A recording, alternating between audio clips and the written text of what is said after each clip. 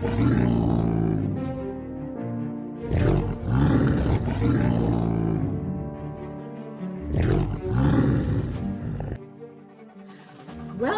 to Out of My Mouth, the program where raw thoughts meet unfiltered conversations.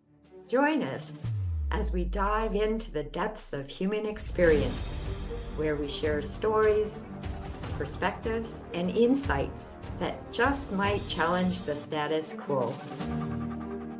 Get ready to laugh, cry, and ponder the world around you like never before. This is Out of My Mouth.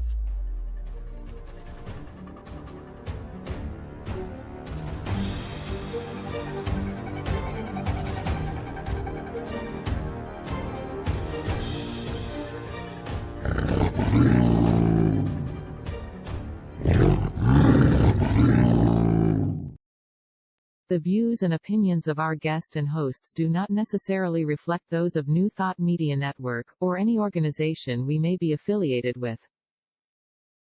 Here at New Thought Media Network, we welcome freedom of speech and courageous conversations. There are many topics that can be difficult to navigate. Challenging the status quo and engaging in lively debate is important to expanding our understanding of one another, and life in general.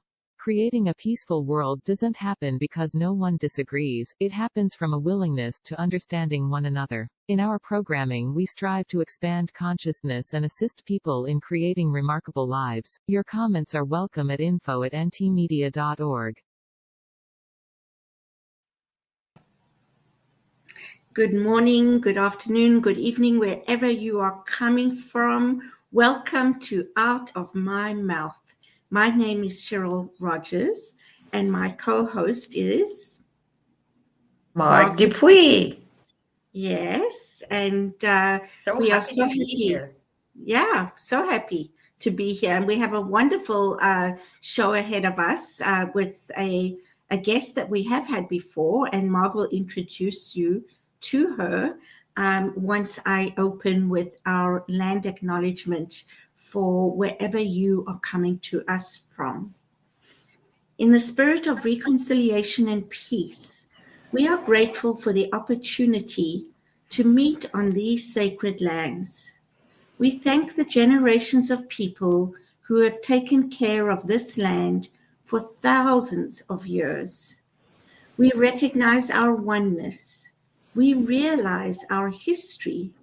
And we choose to create a new reality. We are one. Miigwech.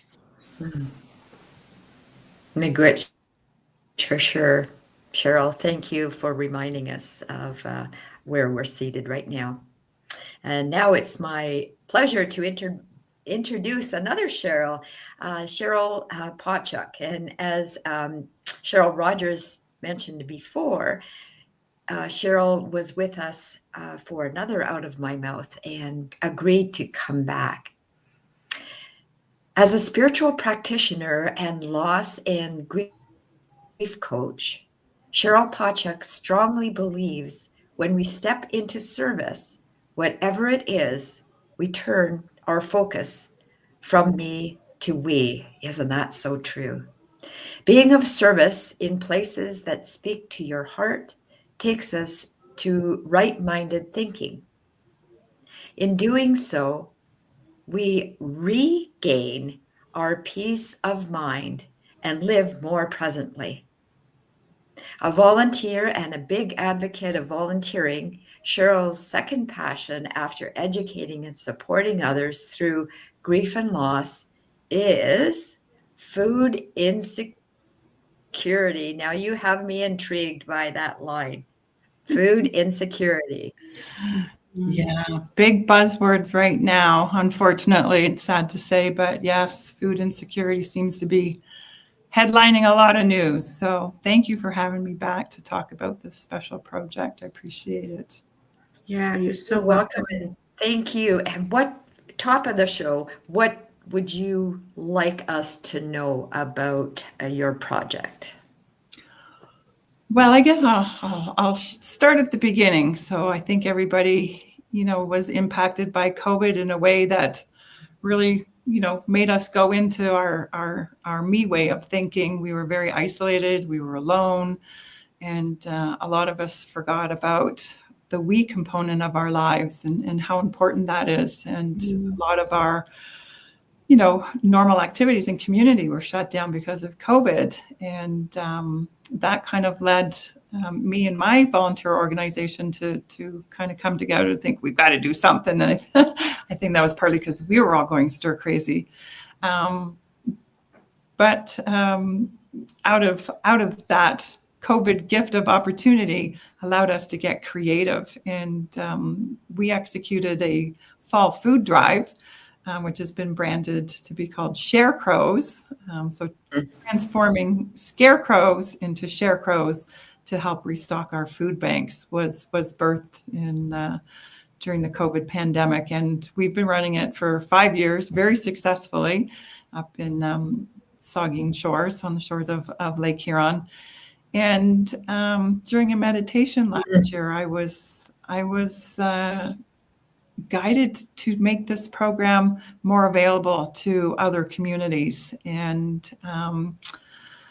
that just kept coming to me that I needed to do something with this. And as guidance always flows through, I was guided to an incredible business partner and opportunities with strategic alliance to have our website built, and everything just kind of seemed to fall into place, which always makes me know that I'm doing the right thing when that happens. It's so it was a divinely guided project that is near and dear to my heart. And in essence, what it is, it's an 11-day food drive that happens October 20th to the 31st. So it's the same dates every year. Mm-hmm. We invite residents, business owners, and residents to join us by building a scarecrow, so getting creative, which is always fun, putting a display out front of their business or on their front lawn, and putting a bin beside it. And everybody who registers, we take all their addresses, we put it all together in a booklet form, so becomes a tour map. And people get the map by donation on the website at different locations around town by donation. All the money that we collect goes to a food bank. And then people could go out and tour around, find the scarecrows, drive around. And we encourage them all to not just load the kids into the car, but take a couple bags of non-perishable food items and stop and have photo ops with the scarecrow displays, leave some food in the bins for their favorite displays. And just have some fun, just, get out of the house, be a part of community. So it's just really offering a lot of different ways for the community to get involved and engaged with, very serious, important issue being food insecurity. So fast forward, we're 5 years now running this event. And this year we're launching, we've templated it, we've got training manuals, we've done all the marketing, and we're now making the food drive available to other nonprofits across North America to have in their community. So we're pretty excited to be launching this. Yeah, there's some of our history, our numbers. So it's like I said, it's been really well received by volunteer service organizations and by residents in the community, and of course food banks, because they are in need of getting replenished often, which is the sorry end of this story. But it's nice to have something that's bringing community together to we call them hunger heroes. So we're asking everybody to step up and be hunger heroes and help us at a grassroots level take some action towards reducing food insecurity neighborhood by neighborhood. Wow, what a wonderful initiative. Really, to have that vision and incentive to make this go really across the country and even over borders, I think is just truly amazing. Thank you. Yeah, it's become a real passion project for me as I've been getting more and more involved with, reading what's happening with food insecurity, in our own backyard, in our own, province, in our own country, and, through the United States. Like I said, I think everybody tunes in at least once a day, hearing something about food insecurity, food banks, food shortages, cost of living, cost of groceries. It's kind of on everybody's forefront of their thoughts these days. Yeah, absolutely. I'm just thinking about the community and the me to we, and you have the actual food and money, but there's also food for the soul. As people come together and form a community, there's that kind of food too. Yes. It's also nurturing. Yeah, that's actually our tagline, Mark says. We're not just feeding people, but we're feeding creativity, community, and change. And like I said, I think that was, but we were all starving, if I can make that analogy, during COVID, for community, creativity, and change. And and I'm a big believer when we, get out of our own way, out of our me thinking, and shift to we thinking, that it's incredible what we can accomplish and what we can create and what we can achieve together. Absolutely. Wow. So I just saw on your website that our producer showed us that you basically have everything available for people. They can click on, and it gives them a step-by-step way of implementing this project from beginning to end. It looks like. Yes. So what it seems to me then is people even in other countries, maybe in Africa or Europe or somewhere else, can also really take this project and run with it in their own. It's right now we're just launching in Canada, United States. We have a lot of background red tape to take it into other countries, but is phase 2 of our plan to move it into other markets. This year is really our real big launch year. We did a prototype launch this past year just to check the website, make sure everything was working, and crossing our T's and dotting our I's. But the whole event has been templated, working closely with volunteer organizations most of my life, and, a lot during COVID in the last few years. I know one of the biggest things is, lack of volunteers. And I'm a huge advocate of volunteering, through my coach work with people that are grieving loss, to encourage them just to go out and volunteer, right? Just, when we shift our thinking from me to we, it's amazing how much we, stop our own pain and suffering and sorrow thoughts. And we take on new causes, and, our heart fills with just gratitude for being of service, and seeing the impact of the little work that we do, to see a big collective, the impact is always so incredible. And, I think it just always brings us back to what's truly, truly important.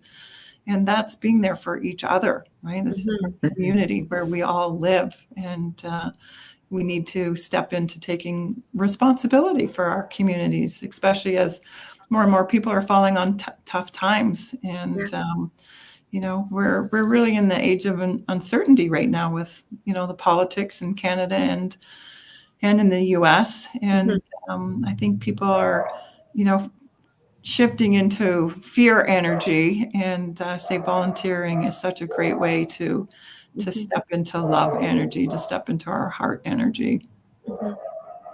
Yeah, that's so beautifully said. Yeah. And connecting human to human too. I was sharing a little bit ago about a connection that we had just walking our dog, and it's off your topic here, but it's about the connection. And so we're walking our dog up the street, and there's a gentleman, construction worker, and he's carrying 2 cups of coffee, and he's going into the house that he's working on. And I said to him, "Oh, you really didn't have to bring me coffee, right?" And he pauses for a second, like, who is this random person talking to me? And he said, "Well, I really didn't want it to be cold for you and whatever. And then he walks up the driveway with his coffee and he's howling. And it just brings to light for me the importance of our human connection. Yes. Again, the feeding of the soul and just sharing ourselves as we're doing right now. Absolutely. Yeah. And COVID has, like I said, isolated us so much, and social media has, impacted the way that we communicate with people in our community and our, people that we work with, whatever, right? We've kind of lost that art of communication. So it's nice. That's what I love about volunteering, right? Because it gets us back into being with people, communicating with our neighbors and helping our neighbors. Yeah. It's funny because every time you say COVID, I think to myself, I remember a time where we couldn't even say that word online, right? We actually got taken down off the internet because we said the word. And, it's crazy. Really? Yeah, we did. We had Michael Singer on the show, and we were talking about things, and it got taken down. And we, that's one of the reasons we have that disclaimer now in the beginning of the show. Oh, wow. I didn't know that. Yeah. Interesting. So now we can say the word COVID. We can talk about COVID-19. We can talk about,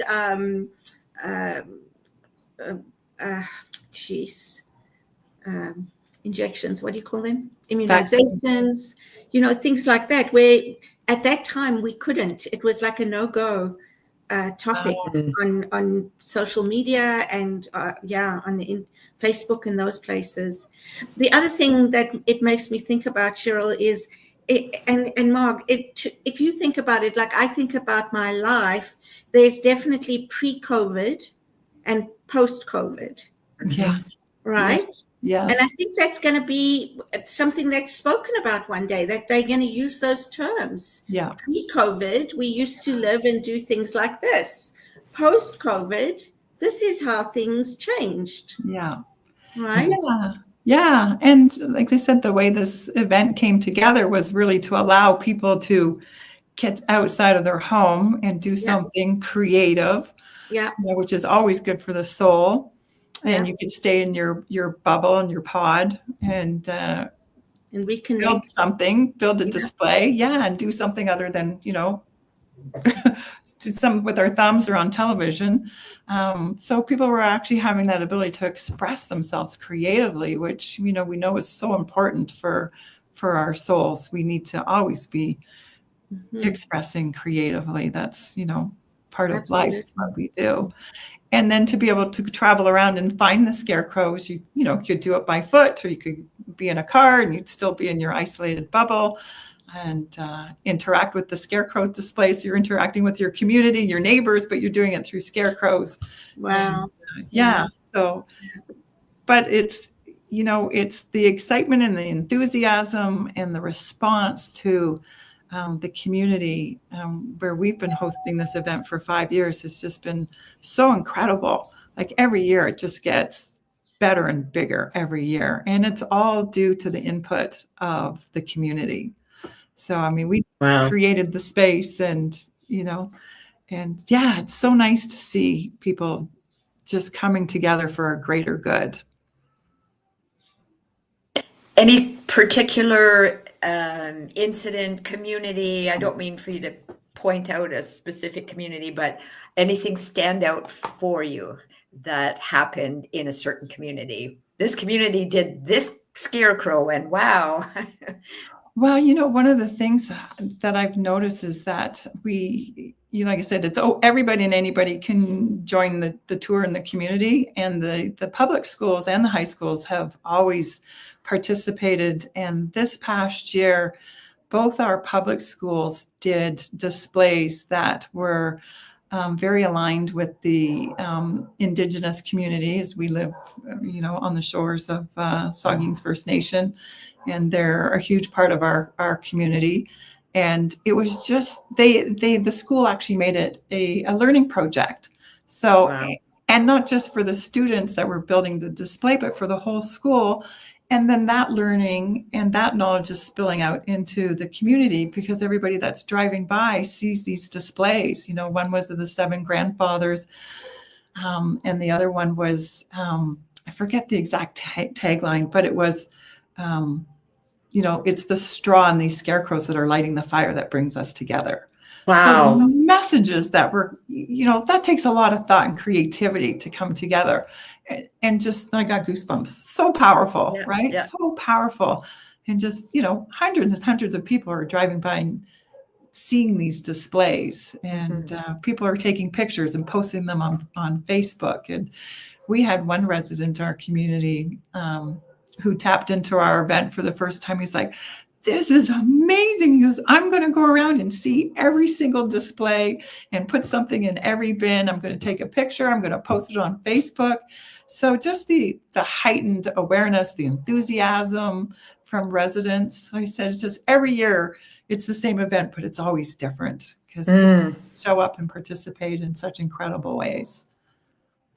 I love that you brought up children, and so pre-high school and high school, because I think it's so important that our youth are involved and their minds are stimulated in the, you know, me to we. Yes. The importance of me to we, and they have so much to give.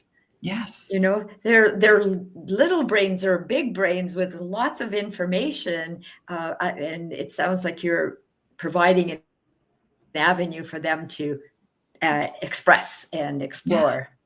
Yeah. It's so nice. Like you said, it's like they have so much to share. And this is a platform where they can express and do just that. Right. And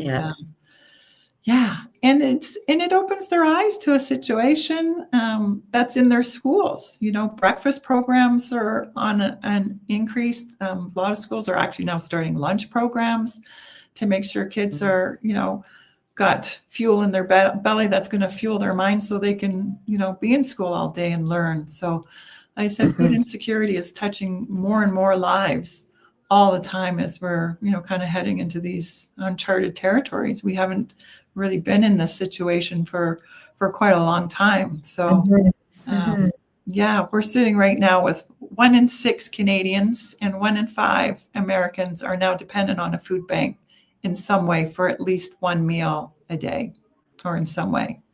So they're astronomical numbers. And Canada is sitting at, I think it's 2.3. They expect us to be, by the end of this year, 3 million visits to a food bank across Canada this year.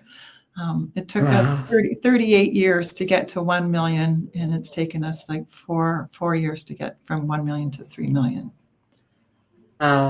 So so the severity of the situation is definitely growing. And I think it's important for the kids to understand what's happening, like not to hide it, because I think when we come together, when we do that me to we shift, right? I mean, the politicians and the lobbyists and, you know, they're all doing their thing at the higher level, but Sharecrows has become an opportunity for us to do something together at a grassroots level. You know, so so for 11 days, you know, we can gather food and get creative on how we do that and have some fun and do it together. And who knows what's going to spill off after the 11 days, right? And you made a point too. I often say, okay, so you have the politicians, the big wigs or whatever, and it's often, I hear, it's their fault. And so people back off, right? It's because I can't do anything about it. It's because it's their fault. Well, I disagree with that because I think we can do little bits by little bits, and that makes a difference too, so that we have the control. We have some power. So it sounds like your project again is showing people that they can make a difference. Yeah. Yeah, and part of our 11 days is we have volunteers set up at grocery stores and different places around town to make the tour map accessible for people who don't want to download it online, and just to share about the program, make sure people are aware of, the food drive, the scarecrows that are around town, and how it all works. And we were set up in a grocery store, and it's it was a great learning for us this year and the volunteers, and just, instead of just standing there with our jar, asking for money or whatever, because a lot of people are, come in like this. They don't want to, they say, oh, there's the volunteer booth again, right? But we're like, we're just collecting for the food bank today. And they're like, oh, what is like? They said, toothpaste is on sale for 87 cents on aisle 6.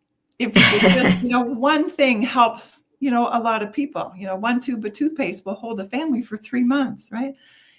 And so we were at this grocery store all day one weekend, and we ended up with over 300 tubes of toothpaste. Wow. So that goes a long way in our community, right? Mm-hmm. So even if you think you don't have anything to give, you have something to give. Absolutely. Right? And if you can't, buy a can of beans or a tube of toothpaste, you can get a tour map and drive around and see them and spread the word that this is what's happening in the community. Like there's always some way to help. And it doesn't always have to be monetary. We have lots of people come down. November 1st is what we call donation day. So all the scarecrow participants bring their collected food to a designated location, and we promote this day. It's open to the public.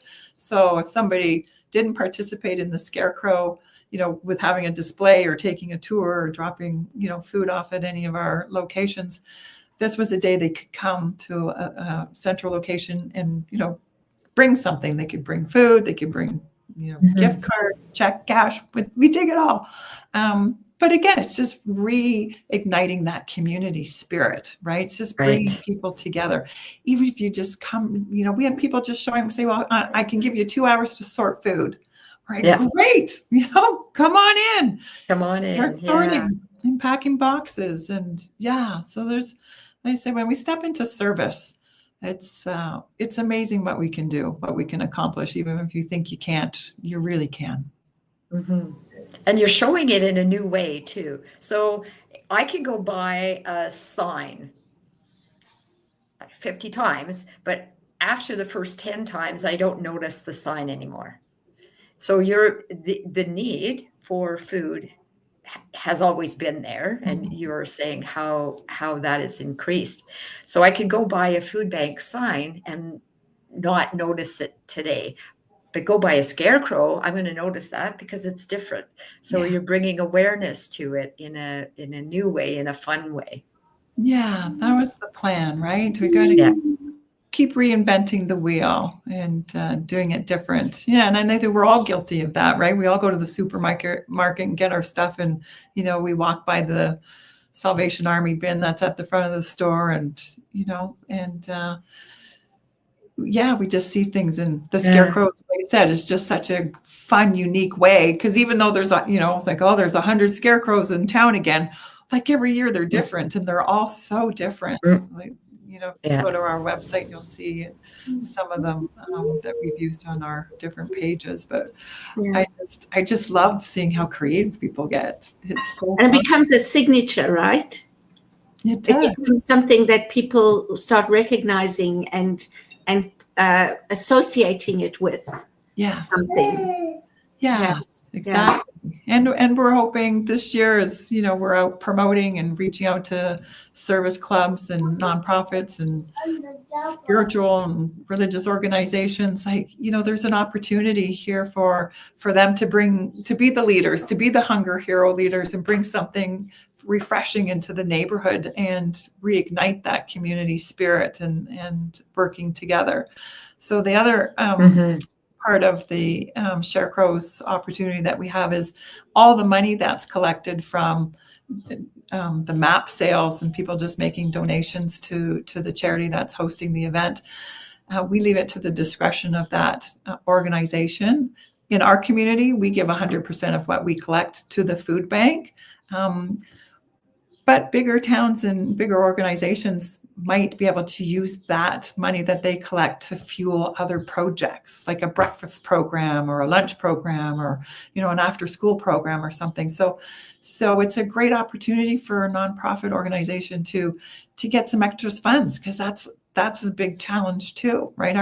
Our two biggest challenges are getting volunteers and raising money to support the programs that we want to have in communities.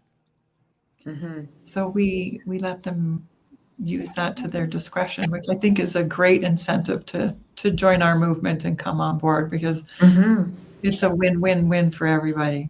Beautiful. So on that note, because we're halfway, we need to take a break. So don't go away. Stay on, and let's talk about how do people get involved, and what do they need to do, and what will they get, and all those kinds of things when we come back. So don't go away. See you soon. Welcome to Science of Mind Archives, your gateway to spiritual wisdom. Join us for our grand opening gala. Experience a weekend of inspiration. Enjoy a ribbon-cutting ceremony, a gala dinner and workshops, plus a labyrinth walk and town hall. Connect with a community of seekers. Explore spiritual teachings and resources. Find your path to personal growth. Join us from April 24th to 27th. Lodging options are still available. Visit our website www.scienceofmindarchives.com for more details. Please RSVP by March 15th. Featuring Reverend Jesse Jennings, musical inspirations with Karen Drucker, and the spirit of Ernest Holmes. Come celebrate our new home at Unity Village, Lee's Summit, Missouri, and please visit www.scienceofmindarchives.com. New Thought Media Network proudly presents the 2025 season for Nonviolence Meditation Series, January 31st through April 4th. Embrace nonviolence every day with our 64 unique video meditations. Join us at 6 a.m. Mountain Time or watch anytime on our YouTube channel. Featuring a collection of New Thought voices, the 2025 season for Nonviolence Meditation Series.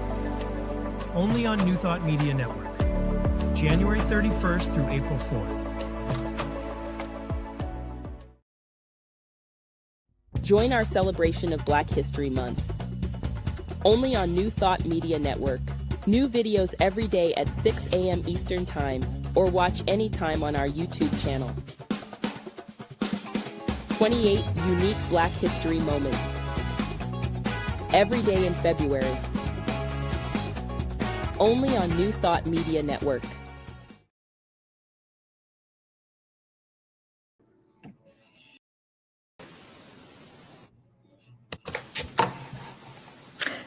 So we're back, and Cheryl had some unexpected gremlins show up at her door. Her grandkids that are looking for her attention, and she's going to try and come back in a few minutes. So right now it's you and I. No worries.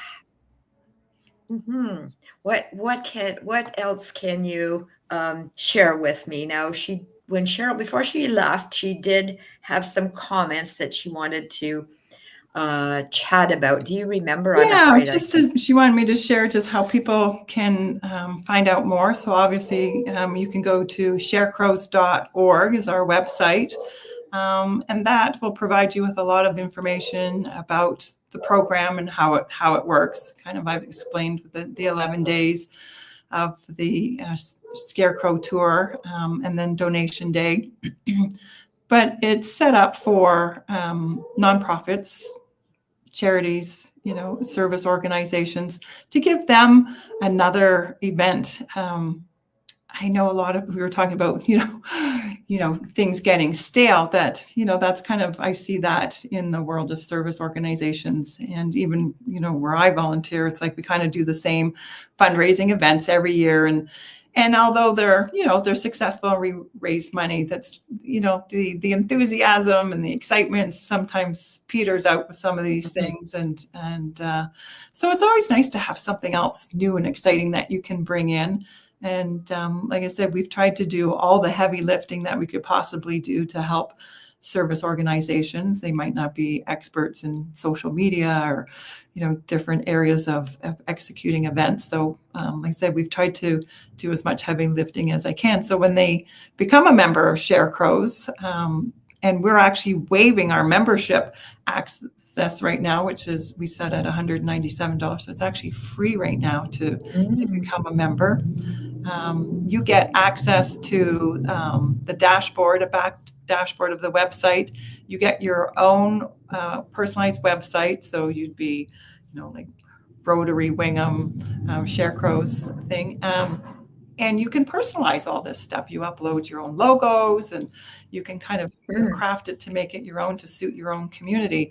But in the dashboard, there is a schedule for executing the event. There's a step-by-step training videos. Like I said, all your advertising documents are made for you. We've even crafted all the emails to go out to remind participants that, their scarecrow has to be on display by the 20th. It's got to stay up to the 31st. So, and these emails just go out automatically. So, the organization that's joining us doesn't have to think about doing all these things. It's just automatically happening when they come on board with us. We've created all the flyers, all the posters they need. Their logo gets uploaded to it. So all they have to do is print them off and get them, sent out around town and in store windows or wherever they do their promotions. So I said we've got Facebook advertising ads made. They just have to download them and put them on their Facebook page. So like I said, we've really tried to do as much as we can. And, we've got a support email address so people can reach out to us anytime they have stuck and have questions. And, depending on how the process goes, we'll even be entertaining, doing Zoom trainings for people that come on board, just to get them very familiar with how the event works and, making sure that they're confident and feeling comfortable with everything that they need to do. And we even automated the tour maps. So as people, they will go right to their website, they'll sign up to register to be a display participant, and we take their addresses, they're automatically loaded into the back end. So the tour map is constantly being created as people are signing up in every community. So they basically just have to take it to the printer and have it printed. So like I said, That's incredible. Yeah, we've put a lot of work into it. I bet. And So we want everybody to be successful. We want everybody to have fun with this. So we tried to make it as easy and simple as possible. Yeah. So let's say someone, I can't speak to Unity Kitchener. I don't have that power, but let's say someone like Unity Kitchener wanted to participate, but we do everything hybrid. So an organization that is solely hybrid, is there a way that they could become involved? That's a little bit more of a challenge because it is really neighborhood specific. So what we're saying is if you've got somebody in your congregation that belongs to a Rotary, an Optimist, a Lions Club or something, to partner with you, and they can be your feet on the street, and people in your congregation, if you're hybrid, you're kind of all over the place, can still support you by donating online. Like I said, you'd have your own branded website where people can donate online, and they don't have to download a map if they don't want to, but just to support and contribute.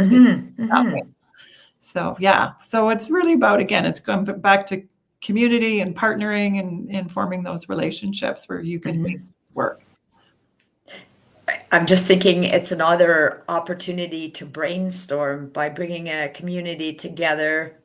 As an example, Unity Kitchener, having a meeting and brainstorming. How can we make this happen? As an example. Yeah, and we have a lot of churches that get involved in our community just as participating. So they have a scarecrow display on the church lawn, but the churches are actually holding a food drive all month or for the 11 days or whatever, and they bring in on donation day. They bring in like SUVs full of food and a really nice check just from the generosity of their congregation.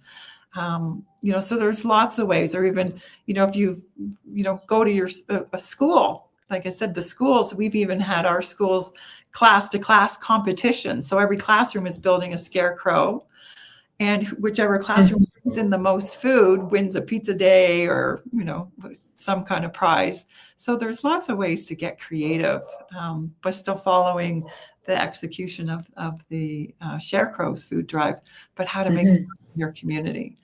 Again, it's just speaking to me of like, hey, so the purpose of the sharecrows is to share food, make sure people are fed, and so many of the things that you're saying speak to me of the community and sharing ideas and food for the soul, and there's lots of ways to do that, and like I said, it's just who's in your community, right? Who's in your congregation, and how I talk on my LinkedIn page about community leaders of non-service organizations to be very mindful, right? Because people are showing up to volunteer, and we need to take the time to find out who's here, who's in our club, and what gifts and talents do they have, and let's put those to work, and how can we best utilize these resources, because you have a lot of gold mines sitting in your space. So it's just finding out who's there and how you can utilize those opportunities. Yeah, and people want to be seen, absolutely, and heard. So you can share your not just your talents, but you can share this with me, right? Yeah.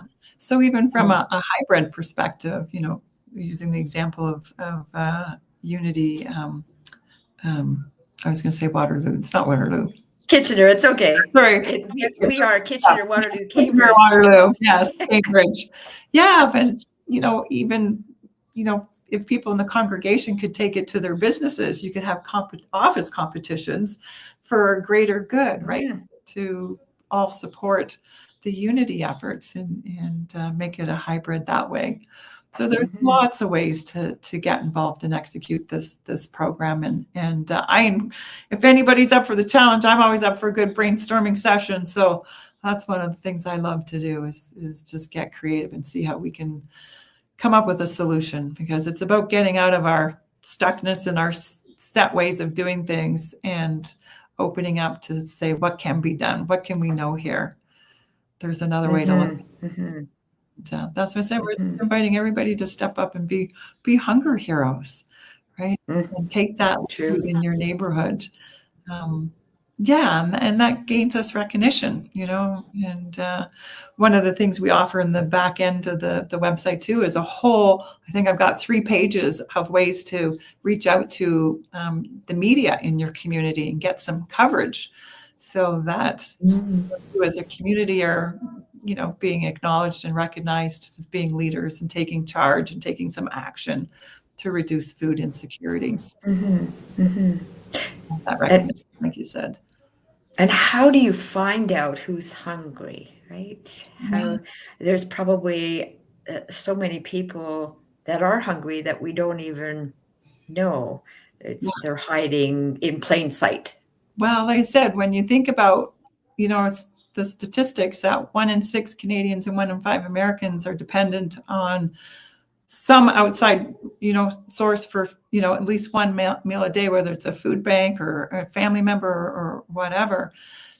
That's a lot of people. That's like, a couple people on your street. That's a couple people in your condo building, apartment building. That's, a couple people in your office. So we don't know who it's touching. I was shocked. I had a meeting with the president of the CEO of the Daily Bread Food Bank. And he was saying that the biggest increase in food bank users in 2023 was double income families. So we don't think about, we have, our perceptions of who uses a food bank. And I really challenge people. And what I love to educate on too is that, who we think is using a food bank is not using it. Well, they're using food banks, but so many other people are using food banks. And just to look where we're holding judgments, It's a very interesting conversation. People saying, well, I see people going to the food bank, they have a cell phone. And it's like, well, that might be their only contact with the outside, right? That's how they get in touch with their health professionals and, their social workers or whoever they need to be in touch with to keep their lives moving forward. Or someone shows up in the big Cadillac car and they're like, wow, why are they using a food bank? And it's like, but that might be their home. Right? So you don't know who's showing up at the food bank or why. So I just think if someone's brave enough and courageous enough to show up at a food bank, I think they're there for a good reason. Yeah, that's a very good point that you make, because I confess that if I saw somebody driving up in a Cadillac, Mercedes, whatever, I would have some judgment there. So I'd have to rein that in and think, oh, what would Cheryl say? What would Cheryl say?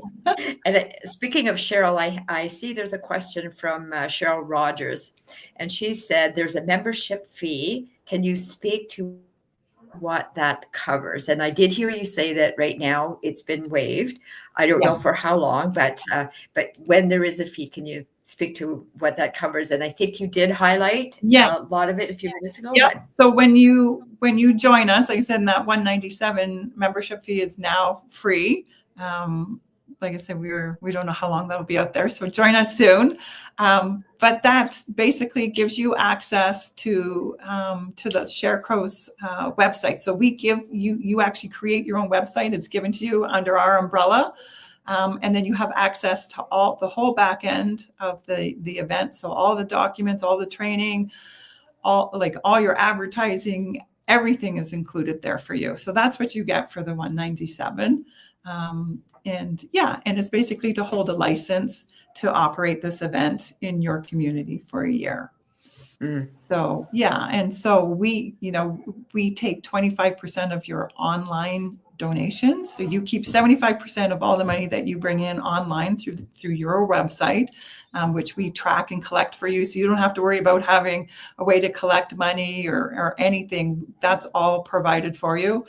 And we collect all the addresses, all the communications, emailing with your participants. Like I said, we create your tour map. It's all generated for you. You've got to do a little organizing and personalizing it to make it suit your community. But basically, you just need to take it to the printers and it's ready to go. So you get all of that right now for free. And like I said, we only take 25% of your online donations. So 100% of what you collect in cash is yours to keep to, either give back to the food bank or to use to infuse other initiatives that you have going or want to set up. So that 20%. And I think I heard you say, sorry, go ahead, Cheryl. That 25% that we collect just allows us to keep perfecting the marketing materials and roll out, bigger and better documents for you and get into more markets to make us stronger. That's awesome. Yeah. And Cheryl Rogers is saying, so it's like a partnership that people would build with you. Yeah. So we're asking nonprofits and service organizations to join us. They're like joining the Sharecrow family. So we're partnering. We're in this together. Like I said, that's the whole me to we thing, right? We want to provide you with everything we possibly can for you to have this awesome event. And I said on our website, you can see our history. I think we've got to put our this past year's figures there. But last year we raised $10,000 and 4 tons of food in 12 days. In 12 days. 12 days. So, oh my. Like I said, every year it just keeps getting bigger and better. And, we had companies come in this year with some sponsorship donations, and, there was interoffice challenges and school challenges and neighborhood challenges. So, so whether you have your challenge based on poundage of food or dollars raised, it all goes to help your community. Where you live, where you're raising your kids, where your kids are going to school. So it's, like I said, it's a real win-win program. I don't know if you'll know this answer. You said how much the need has increased. Do you know the reason? Why has it increased so dramatically? Well, a lot of it's snowballed out of COVID. Everything got expensive. Food prices have gone up. So a lot of people that actually were, used to go to a grocery store every week and, pick up a few things and put in the food bin, I can't do that. Or, instead of doing a whole bag of groceries, they're doing half a bag, or they're just doing it once a month. So, we've all got to look after, our own homes, obviously first. But so donations are down. Cost of food has gone up. Cost of living has gone up. So, a lot of people lost their jobs during COVID or decided to retire and just kind of step back a little bit. So I'm kind of feeling the pinch. Affordable housing is a huge issue for a lot of people. And, money that people depend on from the government aren't matching the needs of inflation and what's happening in the household, unfortunately. So it's a combination of things, and I'm not the expert to talk about this, but there's lots of great information through the Daily Bread Food Bank and different sources out there that really, they're in those numbers day in and day out, but just the screen you're looking at is just showing a few highlights and where they're sourced from. But so the numbers are continuing to grow. And, as we're moving forward into, uncertain territories with what's happening, it's just a domino effect, we just had this whole thing with the bird flu with chickens. We had to slaughter so many thousands and thousands and thousands of chickens. So it's like the cost of eggs are going to go up. And, so there's a lot of things in the environment that are just impacting, food insecurity right now. So we're just getting kind of whammed from all sides. So it's so, like I said, just, even if it's one tube of toothpaste, if everybody just does what they can, I said, it's amazing what we can accomplish together. Yes. And like you say, one tube of toothpaste at a time, one never knows the impact that single item is going to make. Yeah. I see Cheryl has a comment in the comment section here. Can you comment that it's a great investment for nonprofits because it makes it so much easier for them to do outreach, which you explained a few minutes ago, and it's good to reiterate that and be of service in their community. Absolutely. Well, it gives them an opportunity to be leaders in their community. Like I said, we've got, the politicians duking it out and trying to, lobbyists and, trying to figure it out on the top end. And this is an opportunity for service organizations to be leaders in their community and, offer up a solution. To have this event come in, and it works well in the fall with the timing because people are decorating their home for Halloween anyway, so it's a bit of a no-brainer. That's why we kind of picked the dates that we did. In Canada, we've already had Thanksgiving, so our food banks are very depleted. Come October 20th, so it's a great time to restock food banks and replenish them with some funding, or to, like I said, to put that funding into other programs that you have in the fall, or with Christmas season coming up. And in the US, they haven't had their Thanksgiving yet, so the fall harvest is coming in, and it's a great opportunity to restock food banks because food banks aren't on radars that time of year because they, food banks get more notice Thanksgiving, Christmas, Easter, kind of holidays. So it's the timing of it is we think is critical and really well positioned in place to help the food banks. Great way to harvest. I see Cheryl Rogers has joined us back again. Yeah, I'm back. And so excuse any noises coming in the background. Just try to settle them down a little bit in front of the TV. Oh my goodness. Wow, Cheryl. Well, Really. we're coming to a wrap up here. Yeah, I just want to say that the impact that this project can have, across North America is huge.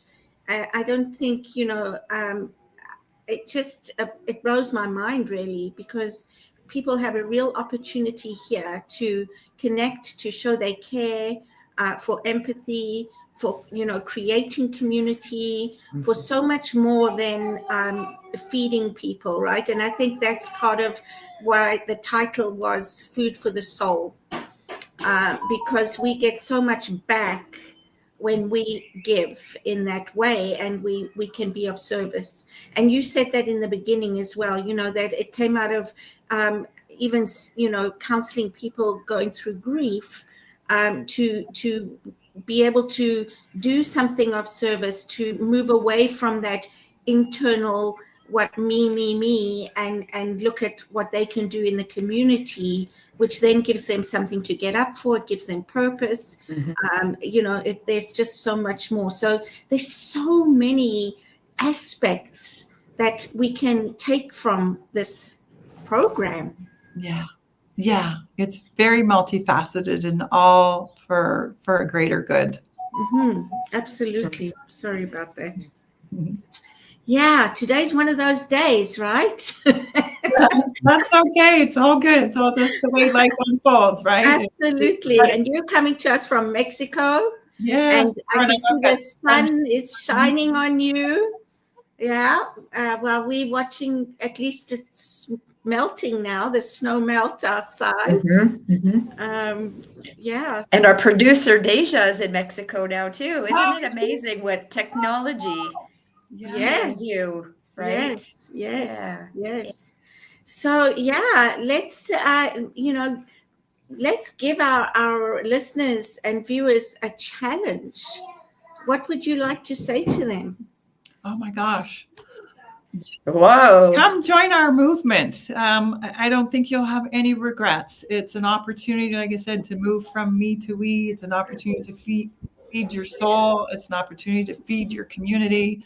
It's an opportunity for your community to get creative, to come together, and to create change. And I think I don't think there's anything more important than that. Yeah, I agree. And be part of something bigger. Absolutely. Yeah. My intention is that this is going to be a huge movement that just sweeps North America in astronomical ways. So we're asking everybody to come on board. And if it's, and if you don't,